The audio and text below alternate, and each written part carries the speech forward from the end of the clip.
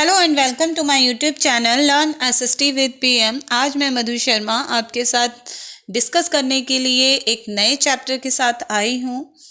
आज का जो हमारा चैप्टर है वो है क्लास 8th का हिस्ट्री का टॉपिक है। 6th टॉपिक है ये, the revolt of 1857, the first war of independence. तो आज हम अपने इस वीडियो में 1857 की रिवॉल्ट के बारे में बात करेंगे। जैसे कि ईस्ट इंडिया कंपनी की जो पॉलिसीज़ थी उनके बारे में हम ऑलरेडी पढ़ चुके हैं, डिस्कस कर चुके हैं, और उनके जो इफ़ेक्ट थे हमारी सोसाइटी के डिफरेंट सेक्शंस पर, जो भी उनके इफ़ेक्ट थे उनके बारे में भी हम ऑलरेडी डिस्कस कर चुके हैं हमारे प्रीवियस वीडियोस में। तो जो raja, nawab, queens, landlords, peasants, soldier, tribals या फिर कॉमन जो लोग थे, सभी उनकी पॉलिसीज से बहुत ज़्यादा अफेक्टेड थे और इसीलिए उन्होंने 1857 में ब्रिटिश के अगेंस्ट हमारे इंडियंस ने आवाज़ उठाई। 1857 की जो रिवॉल्ट थी उसने कहीं ना कहीं ब्रिटिश एम्पायर की जो फाउंडेशन थी, जो नींव थी, उसको हिला दिया था। हालांकि अगर हम देखें तो शुरुआत में ये सिर्फ एक मिलिट्री राइजिंग के रूप में थी और जो इसके कारण थे वो कहीं ना कहीं जो ब्रिटिश रूल का जो नेचर था उसकी जड़ें उखाड़ने के लिए की गई थी। बहुत ज़्यादा उसके लिए कारण थे उनके। और जो हमारे इंडियन थे वो यही चाहते थे कि ये एलियन हैं, दैट मीन्स वो बाहर के लोग हैं और उन्हें हमें यहाँ से निकालना है, क्योंकि बहुत सारे ऐसे कॉन्सिक्वेंस हो गए थे, बहुत सारे ऐसे कॉजेज़ थे जिनकी वजह से जो हमारे जो मास थी, जो हमारे लोग थे, वो बहुत ज़्यादा डिसकंटेंट थे, बहुत ज़्यादा नाराज़ थे। तो अगर हम इनके कॉजेज़ की बात करें तो सबसे पहले हमारे बहुत कुछ इस तरह से कॉजेज़ आ जाते हैं: political causes, social causes, religious, economic causes, administrative causes and military causes. तो ये कुछ कॉज हैं, ये कुछ कारण हैं जिनकी वजह से हमारे जो इंडियंस थे वो ब्रिटिश के अगेंस्ट उन्होंने आवाज़ उठाई। तो आज सबसे पहले हम बात करते हैं इस वीडियो में पॉलिटिकल कॉजेज़ के बारे में। अब पॉलिटिकल कॉजेज़ जो थे वो क्या थे? अब पॉलिटिकल कॉजेज़ के लिए अगर हम बात करें तो सबसे पहले आ जाता है उसमें डिसकंटेंटमेंट, क्योंकि कुछ बहुत सारे ऐसे पॉलिटिकल फैक्टर्स थे जिनकी वजह से जो हमारे जो लोग थे, जो हमारे नवाब थे, राजा थे, वो नाराज़ थे। सबसे पहले आता है इसमें कि नवाब की जो पावर थी उसका इरोज़न कर दिया गया था। नवाब की जो पावर थी या फिर राजा की जो पावर थी वो 18th सेंचुरी में सेंचुरी के मिड में कहीं ना कहीं उसको वो ख़त्म करते जा रहे थे।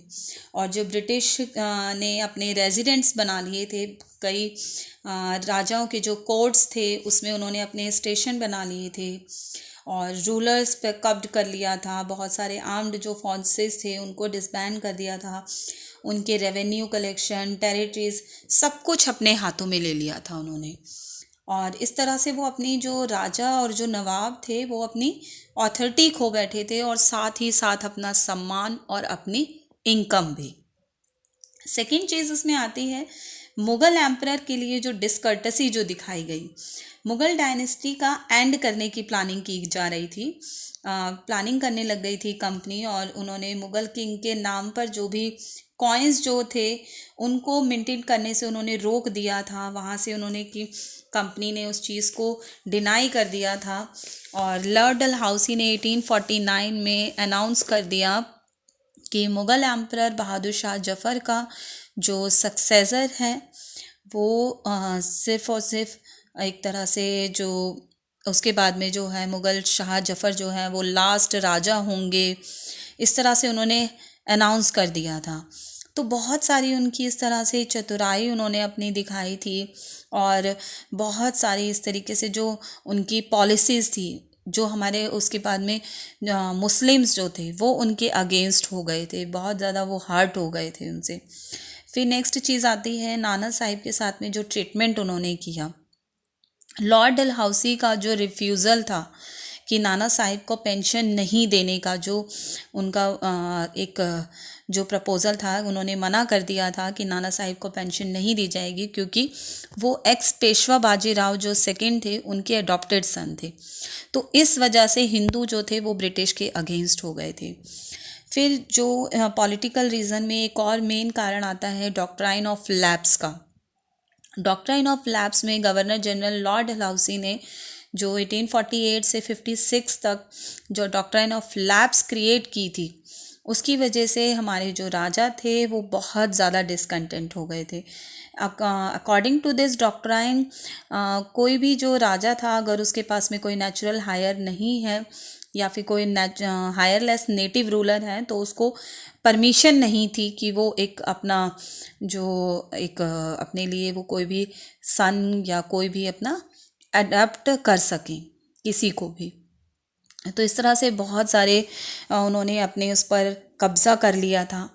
रानी लक्ष्मीबाई जो थी झांसी की, उन्होंने कंपनी से रिक्वेस्ट किया कि जो उनका अडॉप्टेड सन है उसको रिकॉग्नाइज़ करे, एज हर अडॉप्टेड सन उनको रिकॉग्नाइज़ भी किया जाए।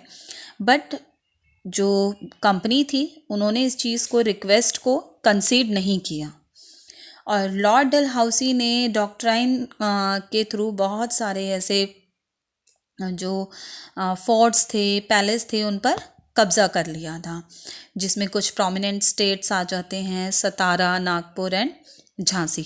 तो इंडियन प्रिंसेस जो थे उन्होंने रियलाइज़ कर लिया था कि उनकी जो टेरिटरीज़ हैं, उनके जो एरिया हैं, जो उनका एम्पायर है, वो सेफ़ नहीं थे। और लास्ट में हमारे पॉलिटिकल रीजंस में आता है एनेक्सेशन ऑफ अवध।